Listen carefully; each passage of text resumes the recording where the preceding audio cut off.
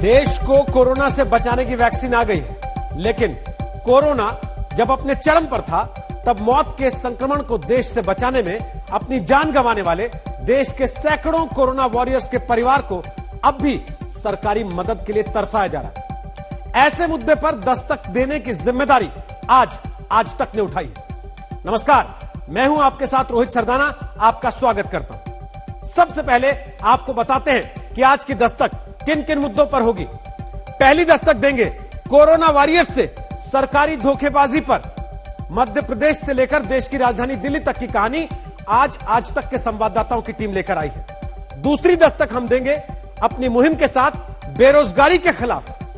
आज खबर उस राज्य की दिखाएंगे जहां 25 करोड़ रुपए सिर्फ इसलिए खर्च कर दिए जाते हैं ताकि इम्तिहान पारदर्शी तरीके से हो सके, लेकिन पेपर फिर भी लीक हो जाता है और परीक्षार्थियों के सपने, नौकरी का सपना बह जाता है। तीसरी दस्तक होगी बिहार में माननीय सांसद, विधायकों और सरकारी अफसरों को सोशल मीडिया वाली Z+ सिक्योरिटी मिलने से जुड़ी हुई उस फरमान पर जो आज नीतीश कुमार की सरकार ने जारी किया। रुपया मदद चवन्नी, जी हां चवन्नी, जिसका अब कोई मोल नहीं है।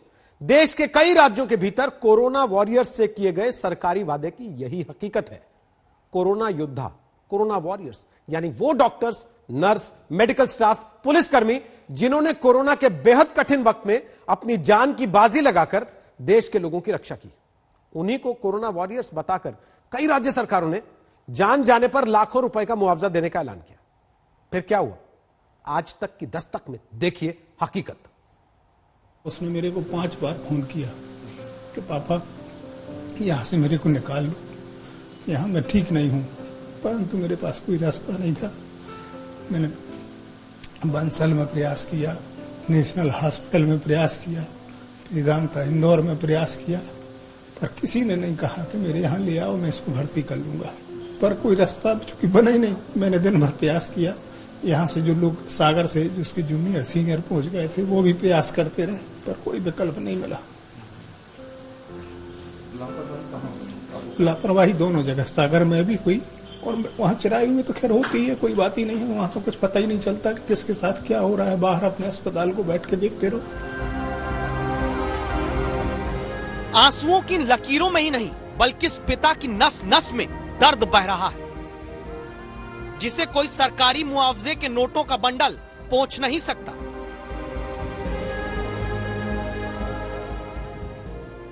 मैं छोटा आदमी था, जितने प्रयास बनते थे मैंने किए, पर कोई रास्ता नहीं मिला। ये उस पिता के आंसू हैं जिनकी मदद का भरोसा देने का फोकस अब सरकारी आंखों के रेटिना में धुंधला हो चुका है। आज उसी अन्याय की रतौंधी का इलाज दस्तक देकर करना है। ऊपर तस्वीर डॉक्टर शुभम उपाध्याय की लगी है, नीचे पिता सुदामा उपाध्याय बैठे हैं। डॉक्टर बेटा जिसने कोरोना से देशवासियों की रक्षा में खुद कोरोना संक्रमित हो जाने के कारण अपने प्राण गंवाए।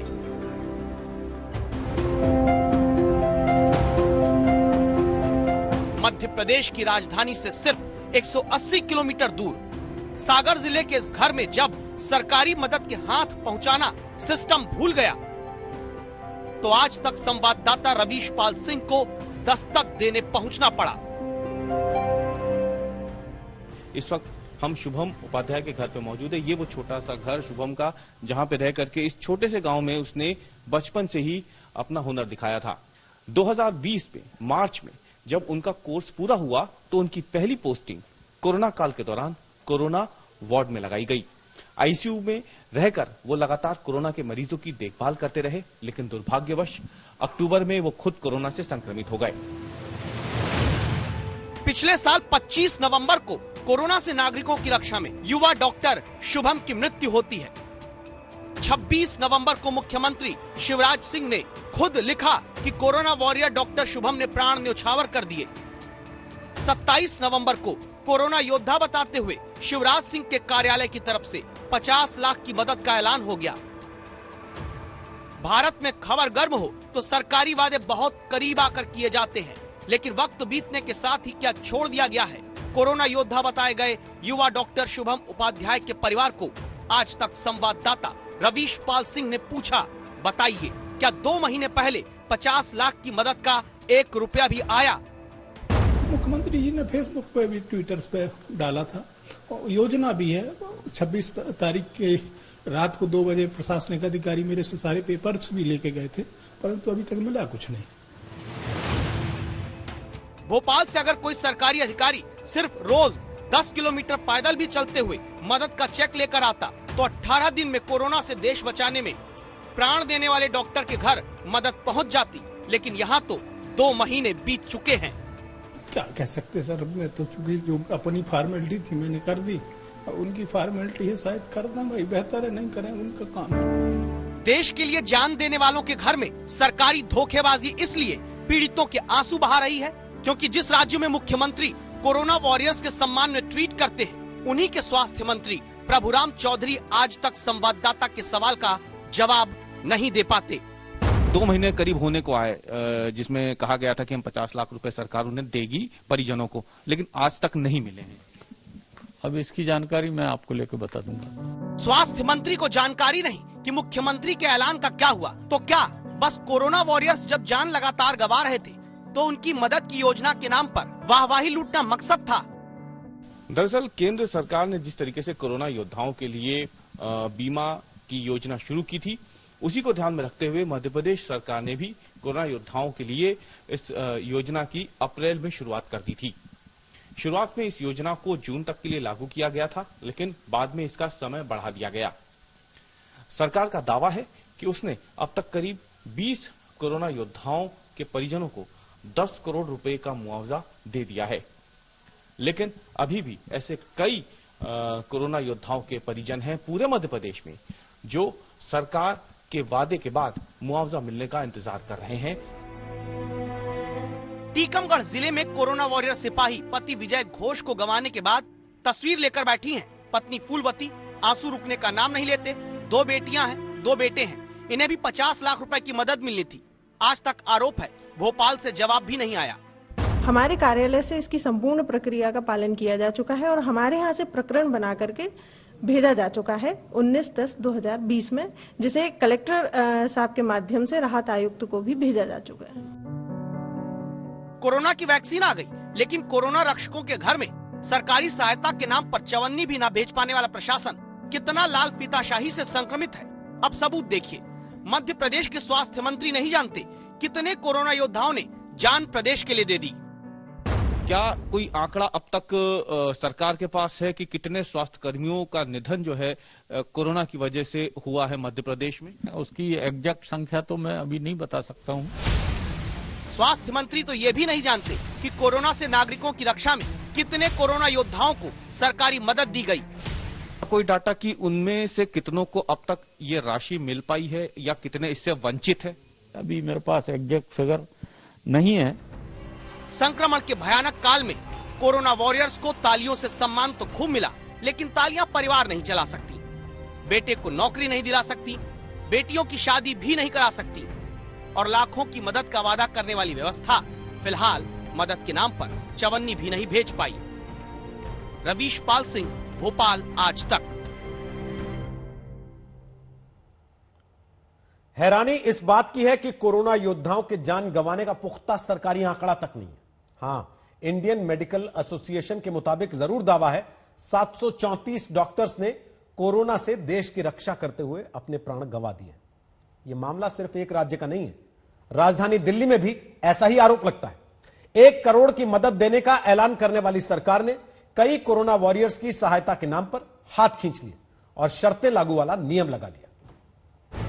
आज तक संवाददाता अरविंद ओझा और हिमांशु मिश्रा ने देश की राजधानी में ही कोरोना वॉरियर्स के साथ सरकारी वादा खिलाफी के खिलाफ दस्तक देती ये रिपोर्ट तैयार की। कोरोना के बीच रात में सुरक्षा और संक्रमण दोनों की चुनौतियों से इंस्पेक्टर संजय शर्मा लड़ते रहे। जब तक जीवित रहे, पुलिस के कर्तव्य और परिवार के प्रति जिम्मेदारी निभाई। मुश्किल वक्त में हंसते मुस्कुराते घर आते रहे। लेकिन फिर 7 अगस्त आया। आखिरी बार ड्यूटी पर गए थे। कोरोना योद्धा उस दिन संक्रमित हो गए और कोरोना से नागरिकों की रक्षा करते हुए 18 अगस्त को संजय शर्मा शहीद हो जाते हैं। लेकिन दिल्ली सरकार ने जो कोरोना योद्धाओं को राजधानी में जान जाने पर 1 करोड़ की मदद देने का ऐलान किया था, क्या वो मिला? ये जानने जब अरविंद ओझा शहीद संजय शर्मा के घर पहुंचते हैं, पत्नी संगीता दिखाती है वो चिट्ठी जिसमें ये कहकर मुआवजा नहीं दिया गया कि संजय शर्मा कोविड ड्यूटी नहीं कर रहे थे। मुख्यमंत्री जी से मैं ये कहूंगी कि अगर आपकी जानकारी कम है तो आप प्लीज मुझसे बात करें। 5 मिनट का समय दें मुझे। अगर आप 5 मिनट में मैं आपको पूरा कन्विंस कर दूंगी कि वो कैसे ड्यूटी कर रहे थे, ये मेरा अधिकार बनता है। आप जो अमाउंट दे रहे थे आपको डिक्लेयर नहीं करना चाहिए था, अगर आपके डोमेन में नहीं था या आप नहीं दे सकते थे। ये कहना पहले डिक्लेयर कर दो, ढिंढोरा पीट दो और उसके बाद में आप ये कहो कि नहीं आप ये नहीं कर। जानकारी के मुताबिक दिल्ली पुलिस के 32 से ज्यादा जवानों ने अपनी ड्यूटी कोरोना के गहन संकट काल में करते हुए शहादत दी। इसीलिए गृह मंत्री अमित शाह ने दिल्ली पुलिस के जवानों को नमन किया। दिल्ली पुलिस की तरफ से इन परिवारों को किए गए सारे वादे पूरे हुए, लेकिन खतरनाक वायरस के दौर में सड़क पर लोगों की मदद करने, पीसीआर से लोगों को अस्पताल पहुंचाते हुए खुद संक्रमित होकर जान गंवाने वाले हेड कांस्टेबल सत्यनारायण तक भी दिल्ली सरकार का 1 करोड़ वाला मुआवजा नहीं पहुंचा। गाजीपुर बॉर्डर पर उनकी ड्यूटी थी। बहुत ही मजदूर वहाँ से निकलते थे जहाँ पर उनकी ड्यूटी थी। दिल्ली सरकार से हमें कुछ नहीं मिला। दस्तक देकर अब पूछना जरूरी है कि जिन पुलिस कर्मियों की शहादत पर दिल्ली पुलिस के अधिकारी तक ये लिख कर कह चुके हैं कि वो कोरोना काल में कर्तव्य निभाते शहीद हुए, फिर क्यों उनकी मदद का मुआवजा सरकारी फाइलों में शर्तें लागू करके फंसाया जा रहा है? हिमांशु मिश्रा के साथ अरविंद ओझा, दिल्ली। अलग अलग राज्यों में ऐसी कई कहानियां हैं, अलग अलग पार्टियों की सरकारें हैं, लेकिन हालात एक से हैं। इसलिए 2 राज्यों की कहानी दिखाकर आज की दस्तक यह है कि वादा खिलाफी से जनता का सरकार के प्रति भरोसा टूटता है। जनता का भरोसा टूटने से लोकतंत्र कमजोर होता है। वादा खिलाफ जनता को कर्तव्य निभाने के प्रति उदासीन करता है। दस्तक की मांग है हर सरकार कोरोना योद्धाओं से किए अपने वादों को फौरन पूरा करे। कोरोना वॉरियर्स की मौत पर मुआवजा देने में शर्तें लागू, ये वाली राजनीति बंद की जानी चाहिए। और अब खबर बेरोजगारी के खिलाफ दस्तक की हमारी मुहिम की। मध्य प्रदेश, बिहार और राजस्थान के बाद आज बारी हरियाणा के युवाओं के लिए आपको दस्तक देने की है, जहां फुल प्रूफ भर्ती परीक्षा कराने के लिए सालाना 25 करोड़ रुपए सरकार खर्च करती है, लेकिन फिर भी पेपर लीक हो जाता है। नौजवानों के नौकरी पाने के सपने उसी के साथ बह जाते हैं।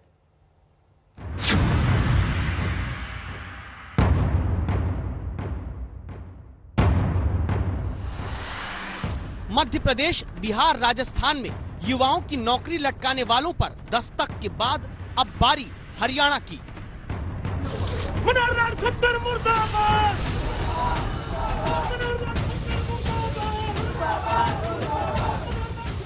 कुछ ऐसी ही लटकी रह जाती है सिस्टम के हाथों। क्या हरियाणा के नौजवानों की सरकारी नौकरियां, जैसे लटका है ये नौजवान हरियाणा स्टाफ सिलेक्शन कमीशन के दफ्तर के बाहर।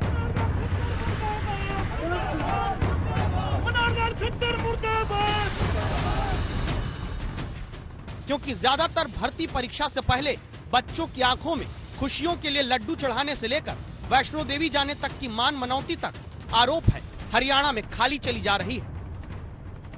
लेकिन क्यों? आज तक संवाददाता मंजीत सहगल जवाब तलाशने पहुंचे हैं। बस अब कुछ देर ध्यान से सुनिएगा आपके बेटे बेटियों से जुड़ी कहानी। ये पेपर लीक हो गया, कई बार ऐसे हो जाते हैं, जो पढ़ने वाले लड़के हैं वो पीछे रह जाते हैं, ऐसे घूसखोर आगे आ जाते हैं। कुछ होते हैं सिस्टम में जो लोग लीक करवा लेते हैं। जो जिस हिसाब से लीक हुआ है सर, उससे तो यही लग रहा है कि सर नौकरी बिक रही है सर 12-12 लाख रुपए। अब इनके गुस्से की वजह जानिए। इसी महीने ग्राम सचिव की 600 पदों पर भर्ती परीक्षा हुई। 6.5 लाख युवाओं ने 600 पद के लिए पढ़ लिख कर एग्जाम दिया। परीक्षा के दिन ही हिसार, पानीपत, जींद, सिरसा में प्रश्न पत्र लीक हो गया।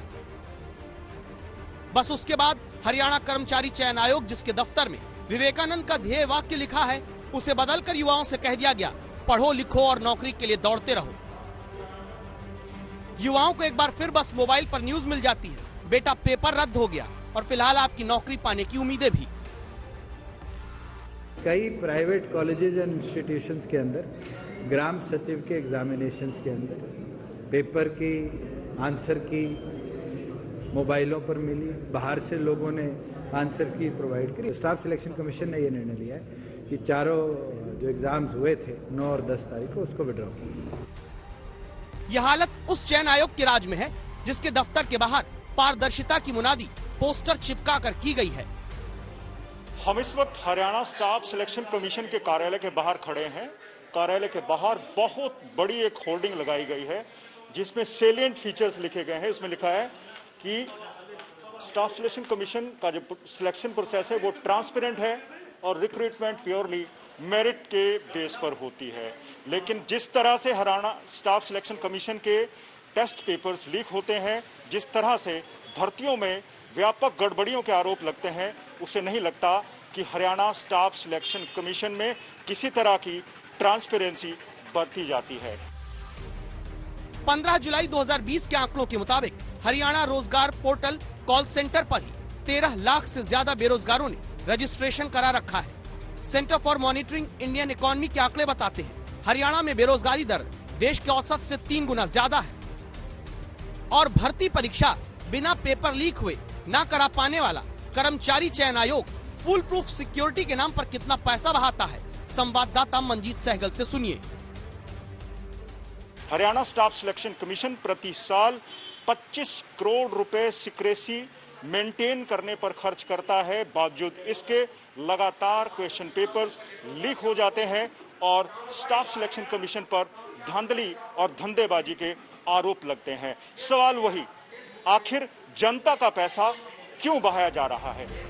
एक मोटा अनुमान लगाएं, 100 रुपए का भी फॉर्म भरा होगा तो 6.5 करोड़ रुपए फॉर्म भरने में युवाओं ने खर्च कर दिए। 200 रुपए भी आने जाने में खर्च किए होंगे तो एक परीक्षा में युवाओं ने कुल 13 करोड़ रुपए लगाए होंगे। लेकिन सालाना 25 करोड़ रुपए सिर्फ पारदर्शी इम्तिहान के नाम पर खर्च करने वाला चयन आयोग पेपर लीक होने से रोक नहीं पाया, जिसके खुद के कर्मचारी करप्शन के आरोप में घिरे हैं। जब मेहनत करता है बच्चा 6 महीने से 1 साल से और एकदम पेपर कैंसिल हो जाता है तो दुख तो होता ही है। अच्छा, जो इसमें फीस लगती है एग्जाम की, वो फीस वापस मिल जाती है जब एग्जाम कैंसिल होता है? नहीं मिलती सर। इसलिए एनएसयूआई कार्यकर्ताओं ने प्रदर्शन किया और आरोप लगाया। ग्राम सचिव का 10 लाख रुपया, क्लर्क का 8 लाख रुपया, एक्साइज इंस्पेक्टर का 25 लाख रुपया, नायब तहसीलदार का 35 लाख रुपया। ये कोई बोर्ड नहीं रह गया, ये मच्छी बाजार बन चुका है। हमने इस मुद्दे पर स्टाफ सिलेक्शन कमीशन के चेयरमैन भारत भूषण से मिलने की कोशिश की, लेकिन उन्होंने हमसे कैमरे पर बात करने के लिए इनकार कर दिया। तो आखिर कब तक चयन आयोगों की चमचमाती इमारतों के बाहर पेपर लीक होने के बाद परीक्षा रद्द करने के 4 पन्ने चिपकाकर अधिकारी बचते रहेंगे? देश में अगर इलेक्शन कमीशन चुनाव पारदर्शी करा सकता है तो सिलेक्शन कमीशन ढंग से, ईमानदारी से नौकरियां दे सके, ये जवाबदेही तय करने की दस्तक अब आप दीजिए। मंजीत सहगल, चंडीगढ़, आज तक। अब जरा एक तस्वीर और देख लीजिए। जिन पर जवाबदेही है उन्हें जब सवालों से डर लगता है तो सवाल पूछने पर ही पाबंदी लगा दी जाती है। इसी सवाल से जुड़ी है आज की अगली दस्तक। बिहार, जहां आज दिन भर एक फरमान को लेकर चर्चा रही। वो फरमान जो बिहार के माननीयों को सोशल मीडिया पर जनता के चुभते सवालों से Z+ सिक्योरिटी देने के लिए निकाला गया। बिहार में नौकरी के लिए प्रदर्शन करते शिक्षक पुलिस की लाठी खाएंगे और अगर किसी ने सोशल मीडिया पर किसी मंत्री, विधायक, अधिकारी से कुछ ज्यादा पूछ लिया तो जेल जाएंगे। क्योंकि बिहार में आर्थिक अपराध शाखा के 9 दिन पहले ADG बने नैयर हसनैन खान साहब की तरफ से फरमान आया है, जिसमें कहा गया है बिहार में मंत्री, विधायक, सांसद, अधिकारी के खिलाफ सोशल मीडिया पर आपत्तिजनक टिप्पणी जेल पहुंचा देगी। सोशल मीडिया में अगर उसका मिसयूज होता है और किसी भी व्यक्ति, चाहे वो सरकार के पदाधिकारी हो या माननीय सांसद, विधायक हो या और लोग भी हों, डिग्निटी से छेड़छाड़ हो रहा था। सारे मामले जिसमें सोशल मीडिया का मिसयूज होता है वो साइबर क्राइम की श्रेणी में आते हैं। बिहार की विधानसभा में 163 विधायकों पर आपराधिक मामले हैं। लेकिन क्या बिहार के किसी मंत्री, विधायक, सांसद पर टिप्पणी हो गई तो साइबर क्राइम बन जाएगा? कोई भी ऐसा कंडक्ट, स्पीच, फोटोग्राफ या कमेंट्स जो कॉग्निजेबल ऑफेंस होते हैं, चाहे वो आईपीसी में हो, आईटी। पुरुषों को अपना बनाने की होड़ हर दिन के साथ तेज होती जा रही है। कल नेताजी सुभाष चंद्र बोस का 125वां जन्मदिवस है। प्रधानमंत्री नरेंद्र मोदी कल कोलकाता में होंगे। तृणमूल कांग्रेस की भी अपनी तैयारी है। दस्तक के इस हिस्से में आज वोट के लिए नेताजी पर हो रही राजनीति पर बड़ी रिपोर्ट हम आपको दिखाएंगे। बताएंगे कि क्यों बंगाल का चुनाव जीतने के लिए नेताजी को साथ लेने की रेस लगी है। जो आजादी की लड़ाई छेड़ रखी है, उसे तब तक जारी रखना होगा जब तक हमें मुकम्मल आजादी हासिल न हो। संगठित और कमजोर रहना पाप है। गुलामी सब कष्टों और पापों की जड़ है। अब गुलामी की जंजीरों को तोड़ने के लिए एक दिल। नेताजी जिंदाबाद, नेताजी जिंदाबाद, नेताजी जिंदाबाद, सुभाष बाबू जिंदाबाद, सुभाष बाबू जिंदाबाद, सुभाष बाबू जिंदाबाद। सुभाष चंद्र बोस को लेकर प्रधानमंत्री के खास लगाव के राजनीतिक मायने हो सकते हैं, लेकिन इस बात से इनकार नहीं किया जा सकता कि मोदी सरकार ने नेताजी को भरपूर तवज्जो दी है, जिसमें बंगाल चुनाव को देखते हुए और भी तेजी आ गई है। नेताजी के 125वें जन्मदिन को मोदी सरकार ने पराक्रम दिवस के रूप में मनाने का ऐलान किया है। कोलकाता में हो रहे इस कार्यक्रम में प्रधानमंत्री नरेंद्र मोदी शामिल होंगे। नेताजी की 125वीं ये जयंती है, लेकिन इस जयंती के मौके को दरअसल राजनेता अपने अपने पक्ष में मनाना चाहते हैं, लेकिन बीजेपी काफी ज्यादा उत्साहित। उसका ये कहना है कि पराक्रम दिवस के तौर पर नेताजी की बात इसलिए देश की जनता और यहाँ के युवाओं के बीच पहुंचनी चाहिए क्योंकि नेताजी ने इस देश में जो अलग जगाई, तुम मुझे खून दो मैं तुम्हें आजादी दूंगा, या फिर जय हिंद के नारे के साथ जिस तरह से पूरा का पूरा देश एक हो गया था, उन पलों को महसूस कर पाना भी अपने आप में गौरव से भर देता है। इसी वजह से बीजेपी काफी ज्यादा हमने एक प्रकार से फिर जागृत किया था। उस अधिवेशन में जिस प्रकार सरदार वल्लभ भाई पटेल ने, गुजरात लोगों ने नेताजी को कांग्रेस अध्यक्ष बनने के बाद बैलगाड़ियों में बैठ करके बहुत बड़ा जुलूस निकाला था, वैसा ही यानी जो एक भव्य आयोजन किया गया था, ठीक वैसा ही दृश्य हमने दोबारा 2009 में वहीं पर खड़ा कर करके इतिहास को पुनर्जीवित किया था।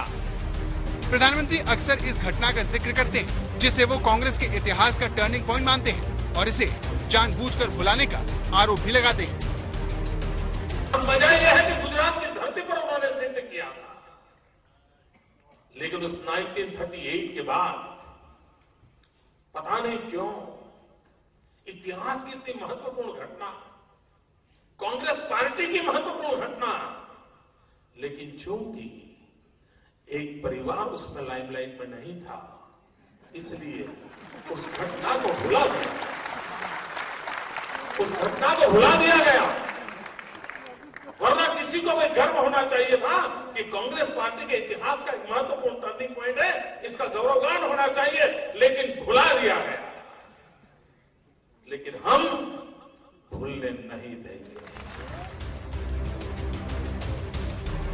नेताजी से कांग्रेस की यही कथित नाइंसाफी प्रधानमंत्री के एजेंडे में टॉप पर रहती है, इसीलिए वो न तो नेताजी से जुड़ी कोई तारीख भूलते हैं और न ही उनसे हुई अनदेखी। हमारा दुर्भाग्य रहा कि स्वतंत्रता के बाद भारत और यहां की व्यवस्थाओं का निर्माण करने वालों ने भारत को भी इंग्लैंड के चश्मे से ही देखा। हमारी संस्कृति, हमारी महान भाषाओं, हमारी शिक्षा व्यवस्था, हमारे पाठ्यक्रम, हमारे सिस्टम को इस संक्रमण का बहुत नुकसान उठाना पड़ा। देश में एक तबका है जो ये मानता है कि कांग्रेस में नेताजी के साथ साजिश हुई। जवाहरलाल नेहरू के लिए नेताजी को किनारे कर दिया गया, उनकी याद को आजादी के बाद जानबूझकर मिटा दिया गया। कि एक परिवार को बड़ा बनाने के लिए देश के अनेक सपूतों, वो चाहे सरदार पटेल हो, बाबा साहब आंबेडकर हो, उन्हीं की तरह ही नेताजी के योगदान को भी भुलाने का भरसक प्रयास किया गया है। अंग्रेजी आदि के नायकों की बात आती है तो नेताजी सुभाष चंद्र बोस का नाम हमें गौरव से भर देता है, नई ऊर्जा से भर देता है। आजाद हिंद सरकार के पहले प्रधानमंत्री सुभाष बाबू ने अंडमान की इस धरती को भारत की आजादी की संकल्प भूमि बनाया था। नेताजी की हर कामयाबी को प्रधानमंत्री मोदी ने बड़ा कार्यक्रम बनाकर उनकी विरासत को अपनाने की कोशिश की है, जिसकी सियासी परीक्षा पश्चिम बंगाल में होने वाली है। कोलकाता से चित्रा त्रिपाठी के साथ आज तक ब्यूरो। बंगाल में नेताजी किसके हिस्से में आएंगे, इसे लेकर कल सबसे बड़ी जोर आजमाइश होगी। ममता बनर्जी का मुकाबला सीधे प्रधानमंत्री से है, लिहाजा उन्होंने भी अपनी पूरी ताकत लगा दी। सवाल यह है कि इस जंग में जीतेगा कौन।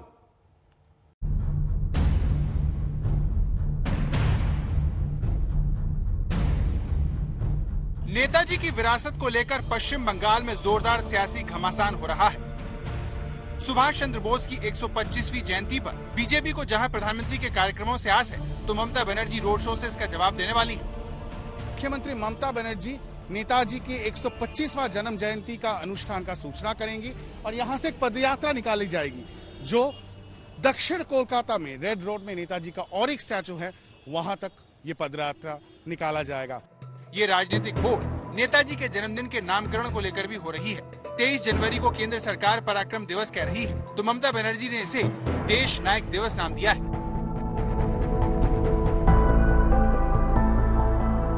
देशनायक दिवस इसे देशप्रेम दिवस और देशनायक दिवस इससे गुड हुआ। बंगाल में शह और माग का खेल चल रहा है। 19 दिसंबर को अमित शाह ने बीरभूमि में रोड शो किया, तो 10 दिन बाद ममता बनर्जी जवाब देने आ गई। बीजेपी ने शुभेंदु अधिकारी को ममता से तोड़ा, तो दीदी बीजेपी की उम्मीदों को चुनौती देने नंदीग्राम पहुंच गई। चित्रा त्रिपाठी और पौलमी साहा के साथ इंद्रजीत कुंडू, कोलकाता, आज तक। बीजेपी जहां हर राज्य और चुनाव की तैयारियों में जी जान से जुटी है, वहीं देश की सबसे पुरानी पार्टी को अब भी अपने फुल टाइम अध्यक्ष का इंतजार है, जो अब लंबा खिंच सकता है। आज कांग्रेस कार्यसमिति की बैठक में तय हुआ कि कांग्रेस अध्यक्ष पद का चुनाव अब जून में होगा। देश की सबसे पुरानी पार्टी को उसका फुल टाइम अध्यक्ष पूरे 2 साल के बाद मिलेगा। मई 2019 में राहुल गांधी ने इस्तीफा दिया और जून 2021 में कांग्रेस अध्यक्ष पद के चुनाव होंगे। पहले ये चुनाव मई में होने थे। दावा है कि सीडब्ल्यूसी की बैठक में वरिष्ठ नेता गुलाम नबी आजाद, आनंद शर्मा, मुकुल वासने और पी चिदम्बरम ने तत्काल चुनाव करवाने को कहा, लेकिन दावा है कि गांधी परिवार के निष्ठावान नेता 4 राज्यों के विधानसभा चुनाव की बात को लेकर अड़ गए। गांधी परिवार के करीबी और राजस्थान के मुख्यमंत्री अशोक गहलोत ने तुरंत चुनाव करवाने वाले नेताओं को फटकारते हुए कहा कि क्या आपको सोनिया गांधी की लीडरशिप पर भरोसा नहीं है? चुनाव तो बाद में भी कभी भी करवाए जा सकते हैं। आजाद साहब हों, आनंद शर्मा जी हों, चिदम्बरम साहब हों या कोई और व्यक्ति हो, ये हमारे परिवार के सदस्य हैं। ये ना डाइसेंटर हैं, ना हमसे अलग हैं। हम सब ने इकट्ठे होकर एक मत से, और आजाद साहब और इन सब लोग जो आपने जिनका नाम लिया, उन सब के अनुरोध से उनकी बात पर यह निर्णय लिया गया है कि इलेक्शन स्केड्यूल को थोड़ा सा आगे कर दिया जाए। 2019 की सियासी नैया डूबने के बाद से ही कांग्रेस पार्टी अपना किवैया ढूंढ रही है। एक तरफ कांग्रेस नेता गांधी परिवार के इर्द गिर्द परिक्रमा लगा रहे हैं, तो दूसरी ओर भाजपा 2024 का सियासी चक्रव्यूह बुनने में लगी है। कांग्रेस कार्यकर्ताओं के मन में एक ही सवाल, आखिर कब तक कांग्रेस पार्टी यूं ही मुंह फेरेगी? आखिर कब तक वो इस चुनौती को नहीं स्वीकारेगी और यूं ही तारीख पर तारीख देती रहेगी? कैमरा पर्सन संजीव के साथ मौसमी सिंह, दिल्ली, आज तक। वैसे कांग्रेस के अध्यक्ष पद को लेकर इंडिया टुडे और कार्वी इनसाइट के ताजा सर्वे में जब सवाल पूछा गया तो जनता के मन में भी कोई साफ तस्वीर दिखाई नहीं पड़ी।